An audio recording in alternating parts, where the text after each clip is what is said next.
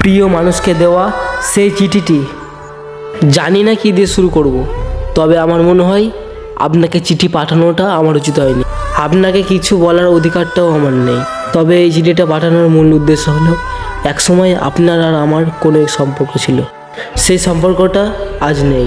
জানি না কি করে এমন হলো, কিন্তু আপনার আর আমার সম্পর্ক চলাকালীন আমি আপনার সাথে যে নোংরা খারাপ কথা বলেছি, তার জন্য আমাকে প্লিজ ক্ষমা করবেন। আমি ওই কথাগুলো আবেগের বশে বলে ফেলেছিলাম। বিশ্বাস করুন, আমি আপনাকে কখনোই ঠকাতে চাইনি।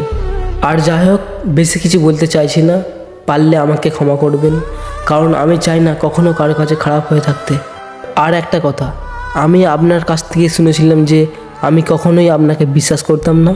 তবে মনে রাখবেন, আপনাকে হারানোর ভয়টা শুধু আমিই পেতাম, তাই তো আপনাকে হারালাম। আপনাকে কতবার বলেছিলাম যে আমাকে প্লিজ ছেড়ে যাবেন না, তো আপনি শুধু বলেছিলেন আমি সব মেয়ের মতো না। তবে আপনি বুঝিয়ে দিলেন আপনি কেমন। যাই হোক, বাদ দিন। আর এখন হয়তো আপনি আমার থেকেও ভালো কাউকে পেয়ে গেছেন, তাকে নিয়ে সুখে থাকুন।